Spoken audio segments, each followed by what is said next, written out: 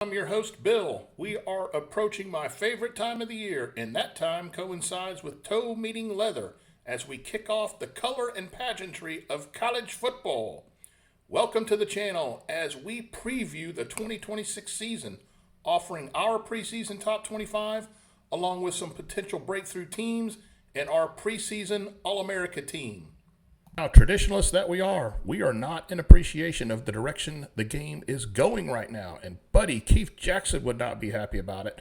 But if we could wave a magic wand, we'd go back to the days of the 80s. But time does march on, and thankfully the action on the field remains electric. Before we dive into the top 25, let's take a look at some teams that have the makings of a decent season that could lead them to a top 25 spot, but they didn't make it in ours. Florida Gators. Now, John Sumrall's over there. There's a ton of talent there. So if they can get the quarterback position filled out, they got a great running back. You know the Gators will be there. Arizona's a good team out on the West. Not many people look at them. Auburn. A lot of talent at Auburn, too, with the new coach coming in. He brought USF's quarterback over. That could be a team. UCLA looks on the rise. They got their new coach that came in there. What to make of Florida State? My goodness, there's plenty of talent. What is going on? Norvell better get it going, and I mean quick. Navy is a team to watch from that group of folks. North Carolina State, an outstanding quarterback down there. They've got some people. Look out. Oklahoma State reshifted the entire roster. Who even knows? But they got to be better, right? They might be pretty good. They got most of North Texas's team. Georgia Tech, wonderful year last year. Fell off a little bit this year, I think. They lost some coaches, lost their quarterback. We'll see. They got some talent there, too. Illinois' Coach Bielema, I mean, you know they're going to run the football. They'll be fine. Texas Christian, they're a wild card team out there too. Is Wisconsin as bad as we've seen that? No, they're going to have to get better. I think they will. Boise State's a very good football team. Kenny Dillingham out there at Arizona State, hard to imagine them falling off the planet. Kansas State is usually pretty good. I don't see any reason why they won't be again. Cal Berkeley, definitely a team to watch out there. They got a great quarterback. And West Virginia, the Mounties out there on the country roads. Look out now. They might make some things happen. I like what I see out there. Next up, we present our Super Six. This is a group of teams that fell just outside our preseason top 25, but definitely have enough firepower to make some significant noise. Let's look at those 6 teams. All right, let's take a look at this group, and it got to headline it with Tennessee. Now, they're starting a brand new freshman 5-star quarterback. There's talent there. Tennessee could surprise. Missouri got that great running back, Ahmad Hardy. Virginia Tech, my goodness, James Franklin is over there, brought half of the Penn State team with them. They got some talent over there. Watch out for those guys. Beamer ball. It's got to happen. South Carolina, excellent player on defense in Dylan Stewart. They got a great quarterback. They got a great wide receiver. They can make some stuff happen. Pitt is tough. I liked what I saw from that freshman quarterback last year. P.J. Fleck in Minnesota. Hey, you look up every year, they win 8 or 9 games like clockwork. Why not now? Now, before we dig into the top 25 for this preseason, we invite you to visit us over on Facebook. We're at The Color and Pageantry. We will present our weekly top 25 there as we progress through the season, as well as presenting some stories and information we come across throughout the season. So we invite you to join us over there. Now let's get to our 2026 preseason top 25, beginning with number 25. At 25, we have Nebraska. Now, will the Huskers finally break out? It would seem doubtful since legacy 5-star quarterback Dylan Raiola has taken his talents over to Oregon. But Nebraska has brought in a dual-threat signal caller in Anthony Calandria, who lit it up under Dan Mullen at UNLV last season. Now, this is big. So settle down, but the dual-threat abilities of Calandria seem more appropriate for the Big Red. He should vastly improve execution in the short yardage and third down and red zone situations, and that unlocks points. Now, the receiving corps was stellar and deep before they welcomed standout UCLA transfer Quasi Gilmer to the fold. He's going to be great. The offensive line with the new coach Geep Wade, who came over from Georgia Tech, will be significantly improved, and they're led by Justin Jenkins at center. Now, Nebraska does need a replacement for Emmett Johnson at running back, and there's a slew of hungry guys who are poised to make a move there. Now, the defense welcomes a new coordinator, Rod Arick, who comes over from San Diego State. Riley Van Poppel and Cam Lenhart will anchor the front, and this also welcomes Michigan State transfer Anthony Jones. Now, Vincent Shavers is back at linebacker, and he's receiving big-time help from San Diego State transfer Owen Chambliss and Oregon State linebacker Dexter Foster. Cornerback Andrew Marshall leads a strong secondary with several rising difference makers. Now, the schedule is the issue here. Nebraska should be 5-0 before Indiana. You know, Indiana, the one winning national championships of late. They come to town. And that's followed by the Cornhuskers heading out to Oregon. Oh, good grief. Now, after a bye week, they're going to come home to play Washington, and they're going to go on the road to play Illinois. And these are must-win games if Nebraska is going to take the next step. Now, they do close at home against Ohio State and then hit the road against Iowa. There are 3 high-odds losses on the schedule, but a victory or 2 over a quality opponent for this veteran team is long overdue. So we got Nebraska at 25th. 24th, we have Utah. Now, after indicating retirement might be the way to go, and after a wildly successful tenure at Utah as head coach, out of nowhere, Kyle Whittingham is now over at Michigan. Now, new coach Morgan Scaley here at Utah. He's been on their staff for quite a while. So much of what Utah's doing is expected to remain the same. While several players did move on over to Michigan, Devin Dampier, who's a vastly underrated playmaker at quarterback, was not one of them. He will direct a potent offense. Now, Washawn Parker ran for over 1,000 yards in 2025, and he's back. The top 3 receivers are gone, but a slew of transfers, perhaps led by Mississippi State transfer Ricky Johnson, join a group of talented young guys ready to rock. The offensive line does have big holes to fill, and that's kind of unusual for Utah, but everyone around the program is excited by guard Keith Olson. Now, the Utes lost 7 up-front defenders over to Michigan, and this is normally a stout spot for Utah, so this is an area of concern. Linebacker Jonathan Hall, who led the team in tackles last year, he's back as a conference honors candidate. Safety Jackson Bentley was second in stops in 2025. He's back to direct the secondary, which houses Elijah Davis and Florida international transfer James Chenault. Now, the schedule, an early game hosting Arkansas is kind of interesting, and a potential problem before a roadie at retooling Iowa State. Now, although Houston, BYU, and West Virginia are at home, the Utes may be dogs in 2 of those. Arizona will represent a tough road tilt amongst the chaotic back end that Utah has. Now, the Utes will fall off some, but the level in which they stabilize will be quite interesting to see. But certainly, this is a bowl team for sure. Number 23 is Penn State. Now, the Nittany Lions were set in 2025 to win it all with a very veteran team. But the season was a complete nightmare, which resulted in James Franklin being fired. It was indeed a disaster, no doubt about it. So what now? Well, Matt Campbell comes over from Iowa State. He'd been over there for a decade or so, and he's going to coach the Lions. But Campbell has a unique style, and one must question whether this fit is going to be good moving forward. I don't know. Now, Cyclone quarterback Rocco Beck joins Campbell over there with the Lions, so that continuity will be present. So does stellar running back Carlos Hansen and tight end Benjamin Brahmer. Now, the receiving core for the Lions is bare, so work needs to be done. Transfers are set to start up front, a departure from the development pipeline previously found in Happy Valley.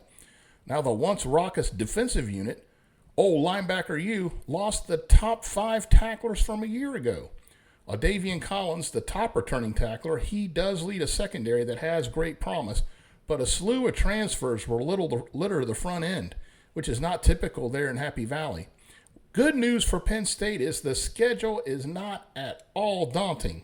They do have a back-to-back with Michigan, home and away with Michigan and USC, about the toughest run that they have. So this does give the Lions an opportunity. We expect them to be bowling this year with that schedule, but boy howdy, moving forward, it's going to be interesting to watch. But we got the Lions at 23. Number 22 is Iowa. Now, should we expect the usual Hawkeye outfit? You know, the one that wins about 9 games and startles some SEC team in a bowl game? Well, yeah, let's do. Former Auburn quarterback Hank Brown seems to be the favorite to settle up under center. Leading rusher Kamari Moulton. He's a very good back, and he's going to be a stalwart back there for Iowa this year. Iowa has another top tight end, DJ Vonahum, who led the team in catches a year ago. Now, the receiving core lacks depth, not necessarily something new at Iowa, but Tony Diaz could emerge as a real playmaker. Everyone from coaches to fans are very excited about this young man. Now, as you expect, the offensive line at Iowa is stellar, led by All-America candidate Cade Piper and tackle Trevor Laut. Now, this is not the same stellar Hawkeye stop troops that you're accustomed to seeing, but it's not going to be a pushover. Safety Zach Lutmer is the top returning tackler, and we look for redshirt freshman Jose Epinesa to emerge quickly, remember his brother, and anticipate that Jaden Montgomery is going to excel at linebacker, so that's going to solidify the unit. Now, the schedule is rough, but Iowa likes to use the clock and hold the game in check and try to win it late, so they could be in every single game. The opening set, it closes with road games at Michigan and Washington, bracketing a home game with the Ohio State Buckeyes. Now, Iowa will be favored in each of the games within the closing set, including hosting rival Nebraska. Now, this is not the best Iowa team we've seen, but only one sure loss seems obvious on the schedule. And with that kind of stuff in mind, with what Iowa usually does, yeah, they're going to be a bowl game and they're going to be a factor. You can count on it. 21, we have Clemson. With a very talented squad on both sides of the ball with potential All-America players at almost every level, we thought Clemson had the tools and the depth to win the national championship at 25. We ranked them preseason number 1. Boy, howdy were we wrong. The talent was not questioned, but the chemistry had to be lacking as this team stumbled mightily. Now, with the greater majority of that talent gone, we wonder what direction the Tigers will take. Christopher Fazina Jr., he played well in a start last year against SMU. He's going to step in at quarterback, and the Tigers need high-level performance from him.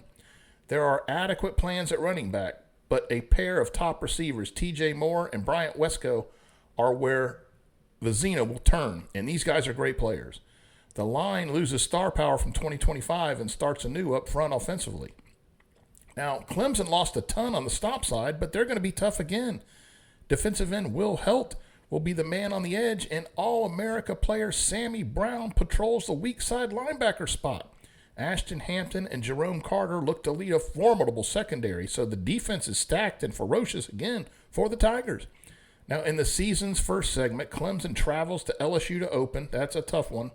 And then they get Cal, who's sneaky good with their quarterback, and then they host Miami. So, buddy, they're going to have the helmet strapped right away. Now, I'm assuming the predictive odds would have the Tigers 3-2 by the time they reach a bye week.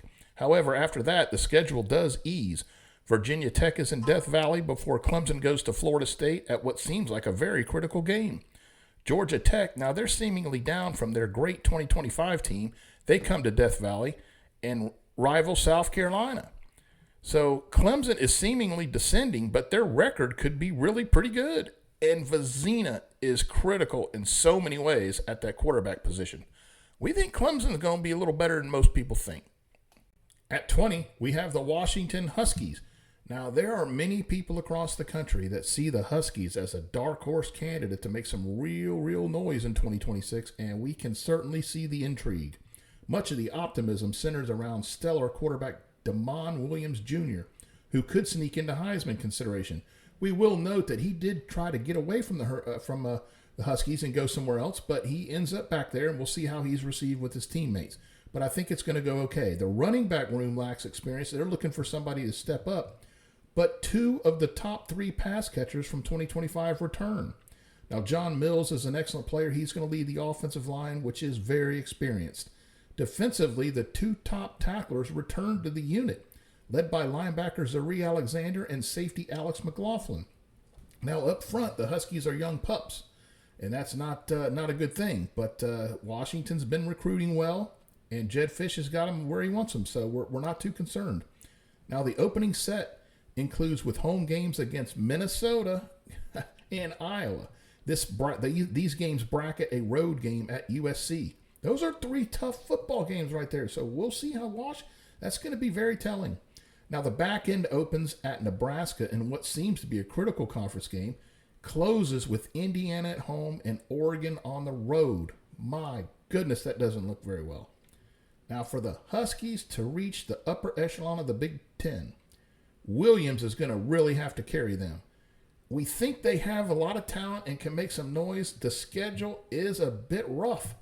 They're going to have to knock off somebody to really make some noise, but they're certainly a good football team and very worthy of being ranked about right where they are, 20th. At 19, we have Houston. Now, we think Houston head coach Willie Fritz is quite good, so it's not a surprise to see the Cougars ascending. For 2026, the Cougars are a veteran team well positioned to make some real noise. At quarterback, Connor Wayman. He was associated with 36 touchdowns in 2025, and he returns. So does guard Shadray Hurst, a transfer from Tulane who's quite good. He's going to anchor a veteran offensive line. Transfer running back Mekhi Hughes will emerge in an inexperienced room to take the load at running back. Amari Thomas is a great wide receiver, a national honors candidate. He led the team in receiving last year. Now, Houston is going to keep the scoreboard operator busy. There's no doubt about that. But there are no national honors candidates projected on the defensive side, but the unit does bring back talented experience on each level. Up front, Demarion Thomas comes over from Vanderbilt, and Khalil LaFleur is set to emerge. Sione Fatu is a problem for everyone at linebacker, and the secondary is very experienced and quite good. Now, we absorb all of this good news, and then we look at the schedule. Oh, my goodness. In the opening set, a road game at Texas Tech early has the Cougs as a big underdog. Road games at Kansas State and Utah. Those bracket a very improved and who even knows what Oklahoma State. Now, the back end is manageable, but look out for a late trip down to the old country roads in West Virginia. Now, we like this Houston team. We consider them very dangerous, but there are some potholes they're going to have to navigate through. Nonetheless, Houston's a top 25 football team. Make no mistake. 18, we got Louisville. Now, Jeff Brom and the Cardinals, they're a really intriguing team, and they're definitely one to keep your eye on for 2026. It starts at running back. Isaac Brown is an All-America candidate, probably going to be on everybody's All-America team. He can carry the load offensively. Now, Ohio State transfer Lincoln Kleinholz is going to benefit from the tutelage of quarterback guru Jeff Brom, the former Louisville star and great coach. Now, Brody Foley transfers in from Tulsa at tight end, but the receivers are lacking experience. They'll find them. Don't worry. Lance Robinson leads the line, which is a work in progress. Over on the defensive side, defensive end Clev Lubin stands out, but he is kind of a lone returnee over there. Star Antonio Watts is going to roam at the linebacker with a green secondary led by Tavon Holiday on the back end.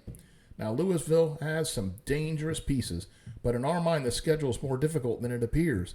The opener finds Ole Miss, and that's a difficult opportunity. NC State and their fine quarterback, along with Georgia Tech, are away, while SMU, who has another outstanding quarterback, they seem like critical early conference games. Florida State and Pitt are home games for Louisville, so those are opportunities there to get W's. Now, there's no Clemson or Miami on the schedule. So if Kleinholz from Ohio State can excel and the front and back end of the defenses gels, then the Cards could be very dangerous. And it's all going to hinge on the quarterback play and being able to hand it off effectively to running back Isaac Brown. But we do see the Cardinals, again, a very dangerous team, a bowl team, and a team to keep your eye on. Michigan is 17th. Fresh off a recent national championship, Michigan is now embroiled in tumult. Scandal can fracture a culture, or it can also be a source of motivation. Now, there's plenty of talent there with the Wolverines. So which path will this team take? Enter longtime Utah coach Kyle Whittingham, who has excelled with the Utes for over a decade. He's coming in as a very successful head coach to stabilize Michigan. Now, few starters return, so the direction will remain questionable. Talented former five-star quarterback Bryce Underwood, he is back, and he's going to lead the Wolverines from his quarterback position. Now, Jordan Marshall is an adequate running back. He led the team in 2025, but all eyes are on true freshman Sion Hitter. Now, he could make some big noise. Top pass catcher Andrew Marsh returns, but depth behind him is a question mark. Andrew Sprague leads a line that does have questions, not your typical Michigan line. So while there were some conference honors candidates returning, there are holes. Now, the defense also has some issues, as the top 5 tacklers from 2025 are gone. However, there's good news.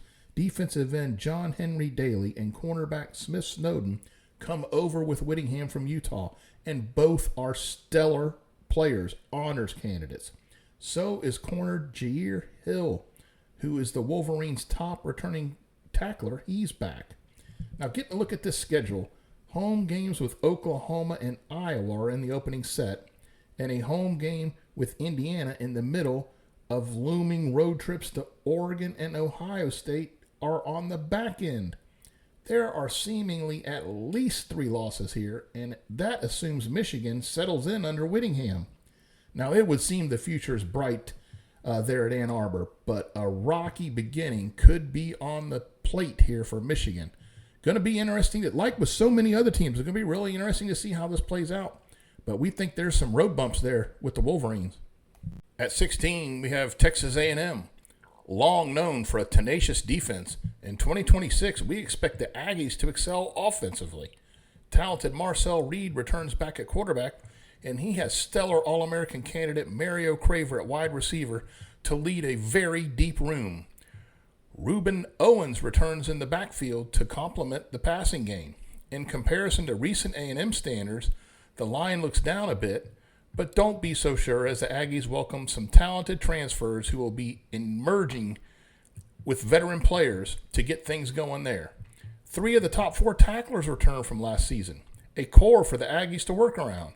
Marcus Ratliff, Dalton Brooks, and Dex Ricks form a stellar secondary. Damian Sanford leads the linebackers, and TJ Searcy anchors the area up front. An issue for the Aggies is a very tough schedule. In the opening set, a dangerous game versus Arizona State in week 2. They have road trips to LSU and Alabama, and those seem to have the Aggies as underdogs. Now, after the bye, road games at South Carolina and Oklahoma join home games versus Tennessee and Texas. Now, if A&M runs through this slate with less than 3 losses, they would seem dadgum near playoff worthy. The Aggies are going to be interesting. Again, another interesting team. They could really get there, but maybe not. At 15, we have Southern Methodist. You have to appreciate the job Rhett Lashley has done with the Ponies, and this may be his best team yet.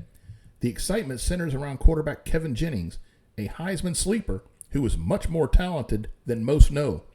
Up front, all ACC offensive tackle P.J. Williams anchors a powerful line, and NC State transfer Kendrick Raphael will be lined up to run behind it. Ymir Knight, with 5 touchdowns in 2025, is the top returning receiver. Now, there are losses defensively to work with, but Brandon Booker and Alexander Kilgore form a talented linebacker tandem. The secondary has pieces that give promise, but some rebuilding does need for everything to gel to get them solidified back there. Now, the Mustangs open at a retooled FSU on Monday night. Now, what do we expect from FSU? Are they going to be down forever? I mean, that's going to be a troubling game there for SMU. We'll see how they perform. National television audience. Now, after crushing UC Davis, SMU is going to go to Louisville for a very important game. And if they already have a loss on the board, it even becomes more critical. Louisville's a good football team. That's a critical ACC game right there. Now, after a bye, Virginia and Cal come to Dallas. Both of them are fine football teams.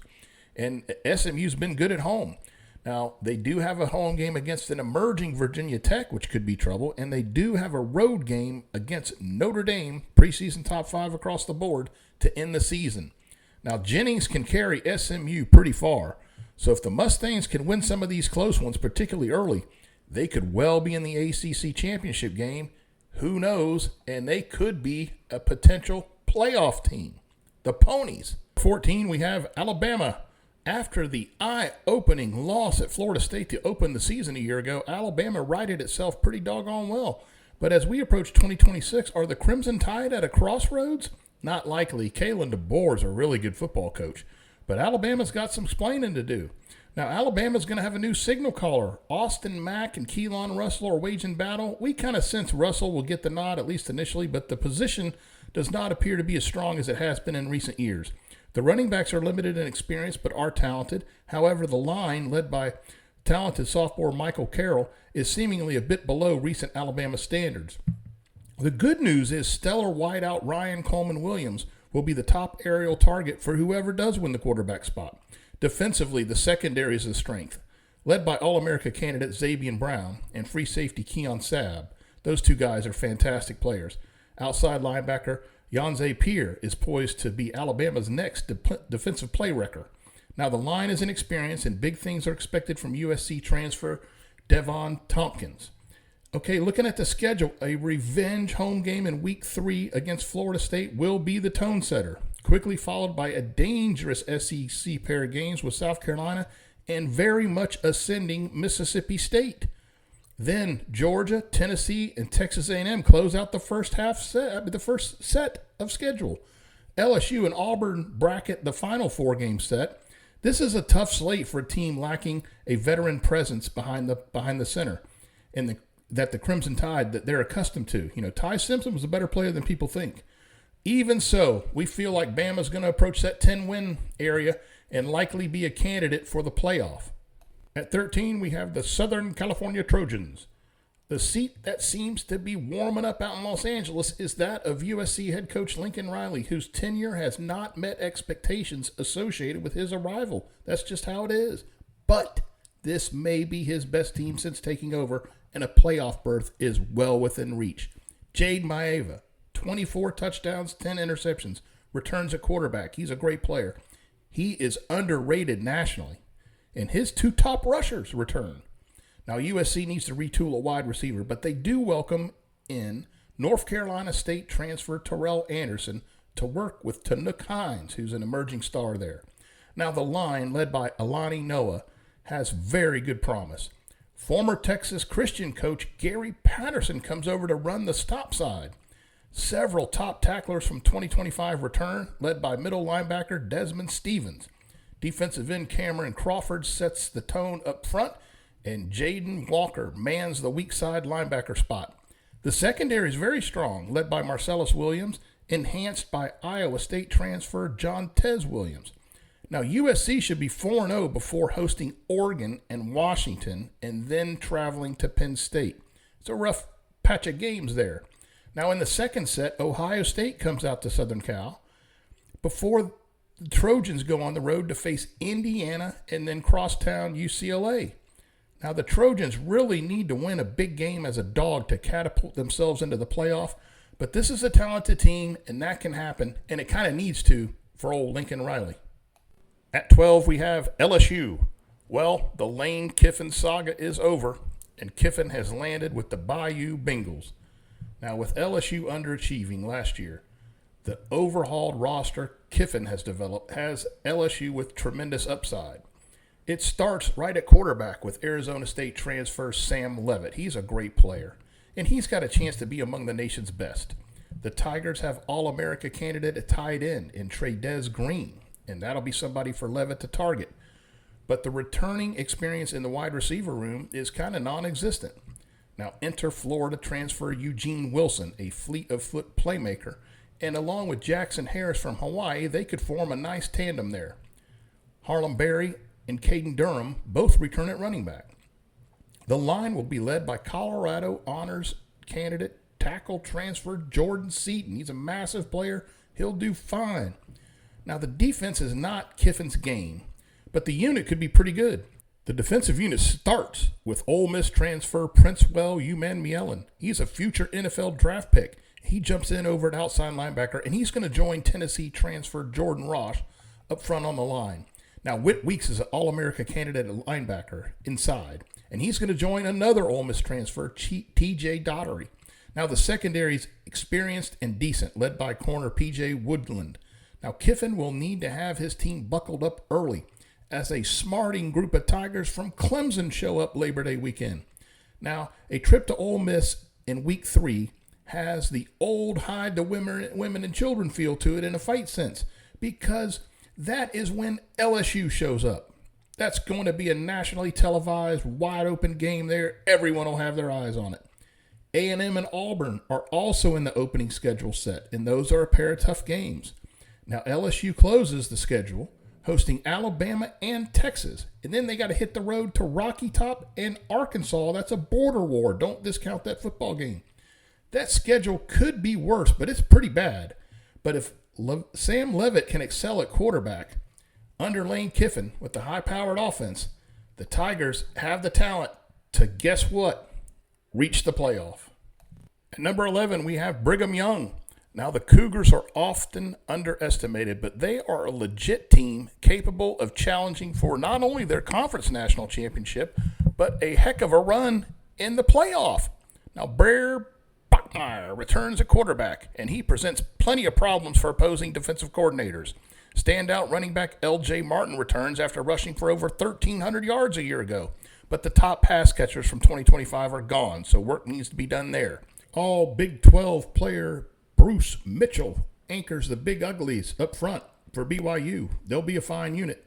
Now, the defensive front is tough as usual, while Cal transfer Cade Uleve will lead the linebacker room, which also houses a fine player in Isaiah Glasker. Now, the back end is strong, patrolled by top safety Felitu Satula and corner Evan Johnson. Now, Notre Dame is on the schedule, and Utah is on the road for BYU. But BYU does miss Texas Tech. So the Cougars appear ready to use the Pop-Tarts Bowl from last year as a springboard to further prosperity. Keep your eye on this team. They're dangerous.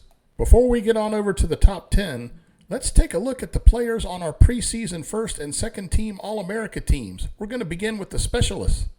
Those specialists are pretty important, and now that you've had a chance to take a look at those who we selected, let's move over to the offensive side.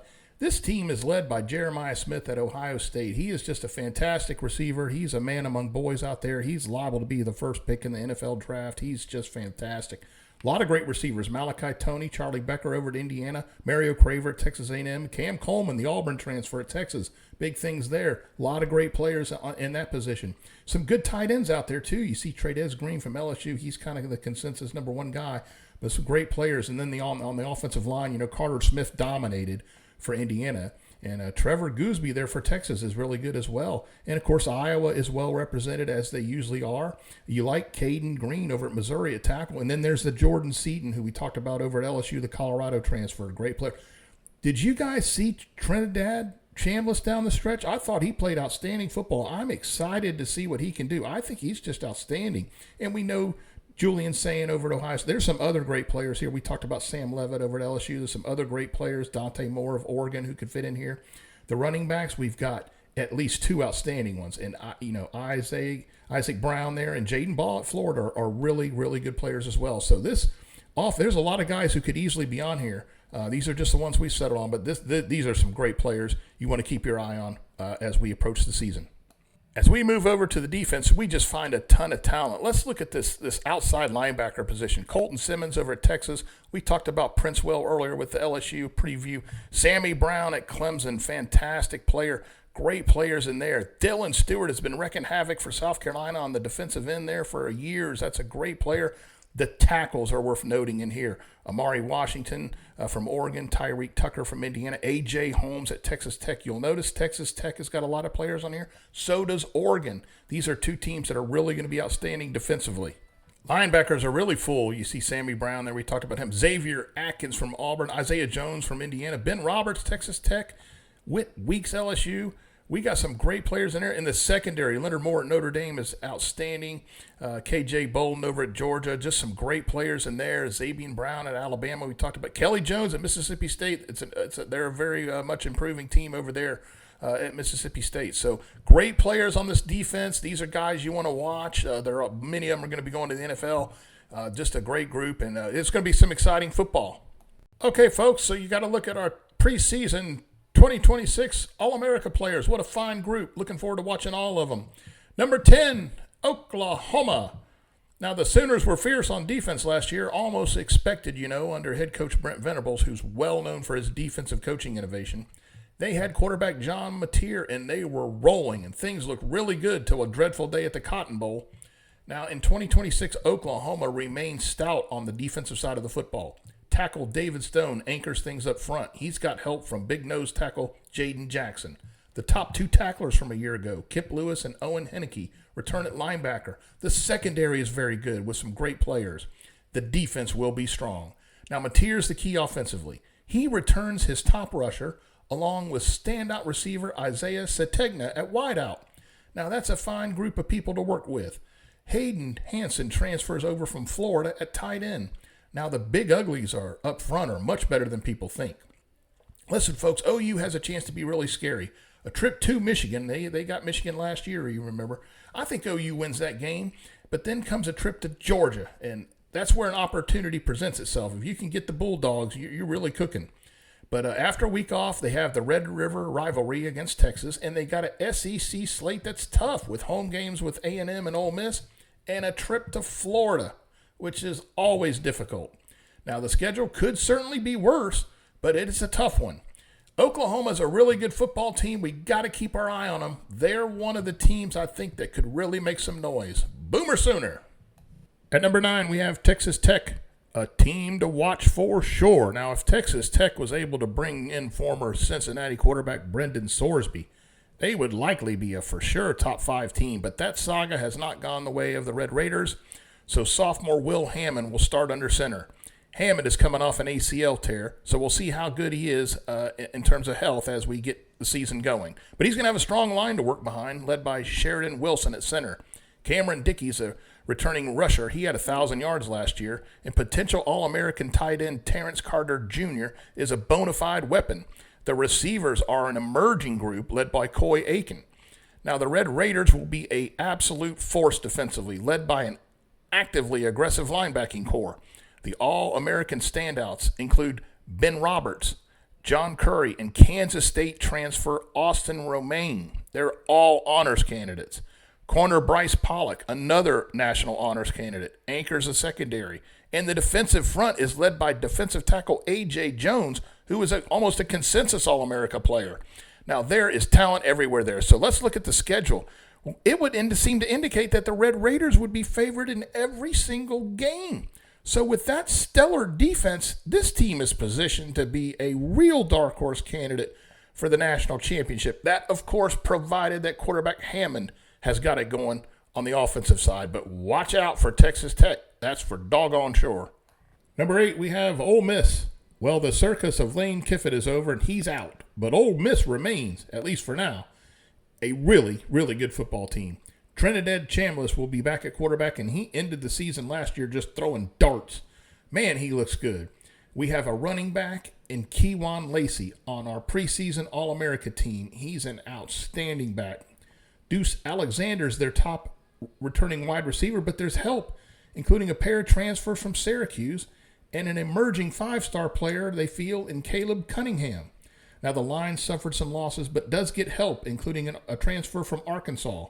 Jack linebacker Sunterin Perkins is back to spearhead the defensive unit, which is strong up front with defensive end Cam Franklin and standout nose tackle Will Eccles. At linebacker, Cal transfer Luke Farrelly is a guy to watch. What a great football player he is. Now, the secondary has potential.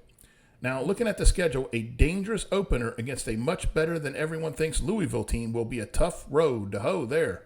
And then a home revenge game against LSU in the Grove should have the crowd fiery. Oh, my goodness, national television audience. We can't wait. Now, the following week finds Ole Miss on a trip to Florida, and that's a great place to get yourself beat if you don't have your head on. Now, the SEC schedule that Ole Miss has is really tough. Missouri leads into a season-telling 4-game set with road games at Texas and Oklahoma, sandwiching Auburn and Georgia. Good heavens. Now, the place kicker that Ole Miss has, Luke Canario, is a weapon. Now, Chambliss at quarterback can take the Rebels a heck of a long way, and Lacey at running back is a top NFL pick. But with this tough slate, others will need to emerge to help Ole Miss out. Ole Miss is good. They could get there, but they may get a couple losses here along the way. Don't miss it when LSU comes to town. You're going to want to watch that one. I'm telling you. At number 7, we have Ohio State. Now, the Buckeyes are a perennial power and always a threat to win the national championship.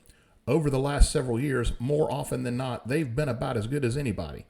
Notwithstanding a current 2-game losing streak to rival Michigan, which we expect to end this fall, Ohio State is among the favorites for not only the Big Ten title, but for the national championship once again. With quarterback Julian Sand returning, along with excellent top NFL draft pick Jeremiah Smith back at wide receiver, the Buckeyes look lethal offensively. The line is veteran, and sophomore running back Bo Jackson, who emerged a year ago, returns. Now, there are big losses defensively that will demand some fierce retooling by defensive coordinator Matt Patricia, but the Buckeyes reload. Middle linebacker Peyton Pierce will be counted upon, and there are high hopes for Florida State transfer Earl Little at corner. Now, looking at the schedule, the road is where Ohio State will be tested, with games at top 5 Texas and defending national champion Indiana.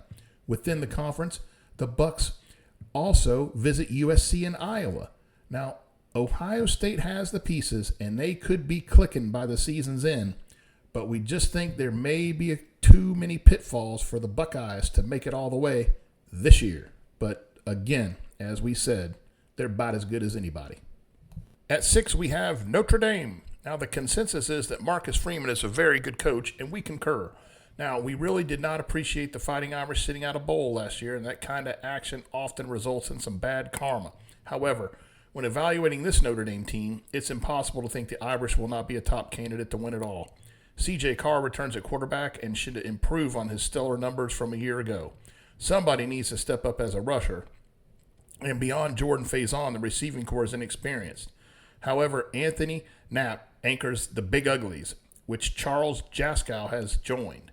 So that line will be strong. Now, defensively, the secondary is a foundation for the defensive unit, with All-America player Leonard Moore at corner, standout Tay Johnson at safety, and second leading returning tackler Adon Schuler at strong safety. Nickel Christian Gray is quite a nice piece as well. Defensive end Babacar Traore and linebacker Drake Bowen, both honors candidates, are an active duo in the first and second levels of the defense. Now, looking at the schedule, the Irish open against Wisconsin. This is a win. The first set of the schedule closes at BYU, and that's a very dangerous game for sure. But the Irish will be favored to be 7-0 as they enter the back end of the slate.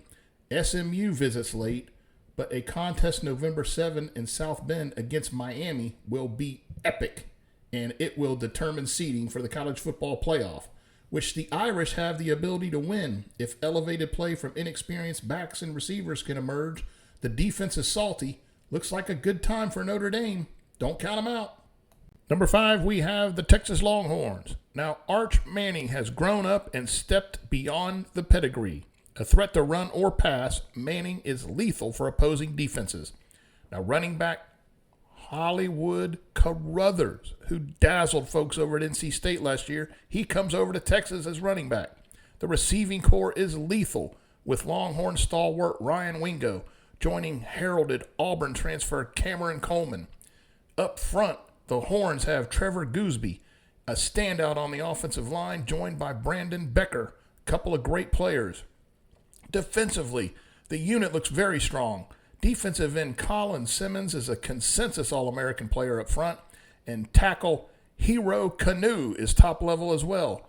Rasheem Biles is an All-America linebacker who transfers in from Pitt to wreak more havoc for the Horns. Jelani McDonald, who led the Horns in tackles a year ago from his safety spot, also returns to lead the back end. In an inexperienced group back there, welcomes Rutgers transfer Bo Mascow. He's a great player. Now, looking at the schedule, top 5 power Ohio State visits Austin week 2 for a colossal tilt. The open sets ends with a game at Tennessee. Now, the back end of the schedule starts with Oklahoma at the Red River Rivalry, followed by hosting the Florida Gators and a very strong Ole Miss team. The Horns also have a late trip to LSU shortly before they got to go over to Aggieland. So that is a very tough schedule. 5 consensus top 12 teams litter the slate.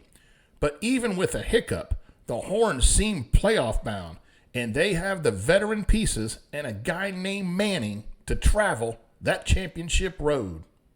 At number 4, we have the Miami Hurricanes. Now, you may be surprised to know that although the Hurricanes have been a member of the Atlantic Coast Conference since 2004, they've never won the conference title. Are you kidding? They haven't. But that wait may come to an end, as along with perennial powers Clemson and Florida State currently down, Miami has the talent advantage from sideline to sideline to get it done. You know the Canes are fast and tough on defense.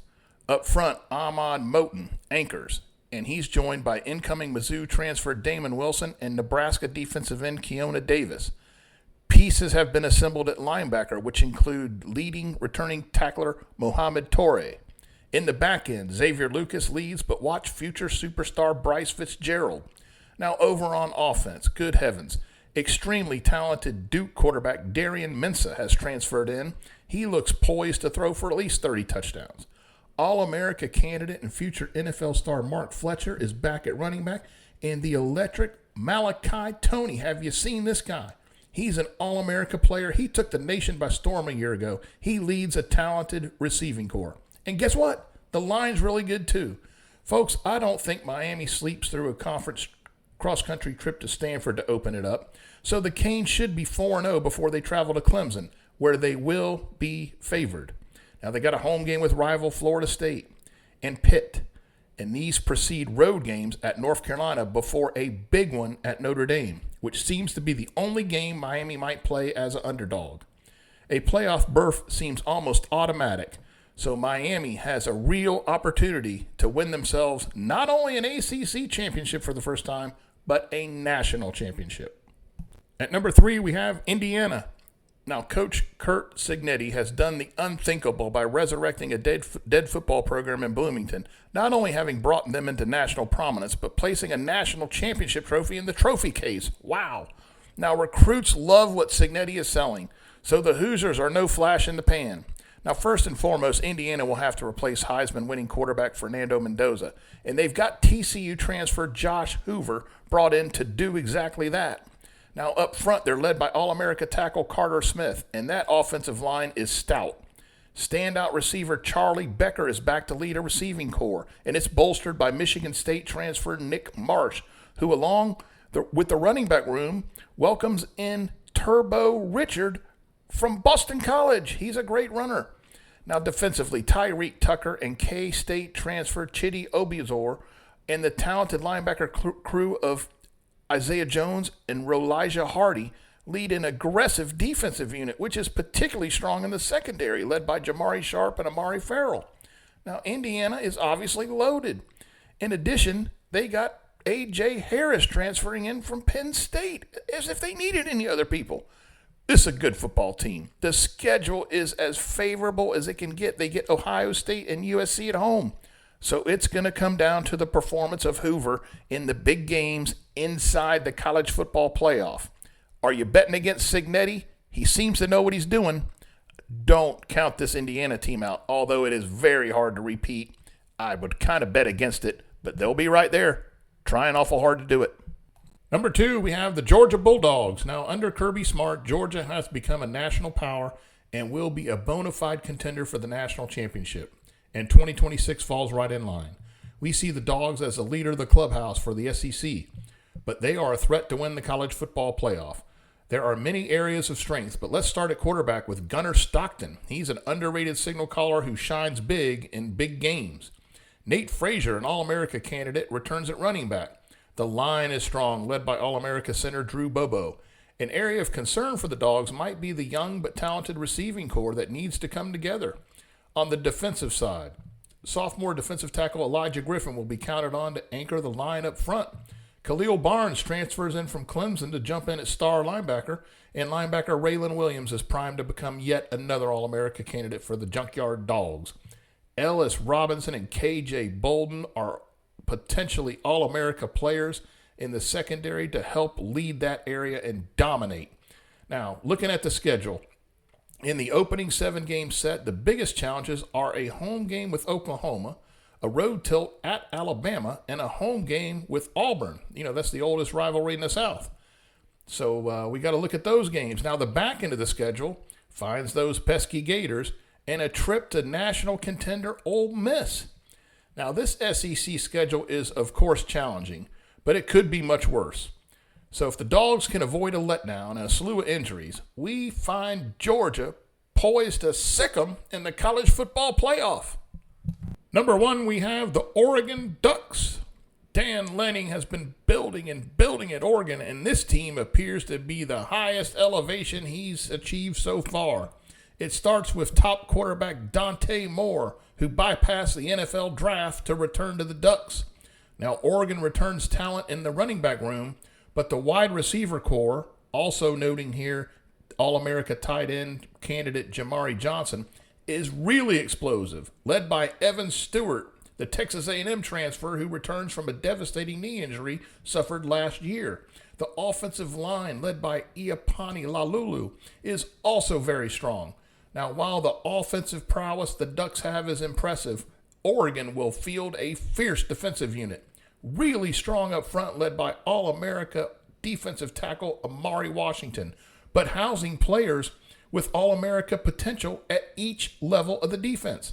Now, an early trip to Stillwater, Oklahoma may be a little bit of a test. We don't know what Oklahoma State has. They got a brand new team. Looks like North Texas. We'll have to see, but that's not going to find the Ducks sleeping. This is a veteran squad. In the conference, guess what? Oregon misses Indiana. They do hit the road against Ohio State, and that's going to be a huge one. And they also travel to Southern Cal. But this is a very experienced team, particularly on the defensive end. They have a great quarterback. He can move the football. Expect the Ducks to be in the playoff. And goodness gracious, this might be the year. We think that defense is going to make it so. We got the Ducks as national champions for 2026. Well, there you have it, folks. Our preseason top 25 for 2026. Our All-America team. We really appreciate you sitting through this. If you've made it this far, really thank you for doing so. Please feel welcome to follow us over at the Color and Pageantry over on Facebook. We'll be posting our weekly top 25 over there, and of course some interesting tidbits. But really appreciate you joining us here to take a look at these teams. Please leave some comments if we missed something or you got a different idea on things. We'd love to hear about it. That's what makes it all fun, the color and pageantry of college football. You know, everybody's got their teams and has their the way they look at things and the teams that they see that are coming from nowhere, and we like to hear all about it. So thank you for watching. Appreciate you, and hope your team has a great year.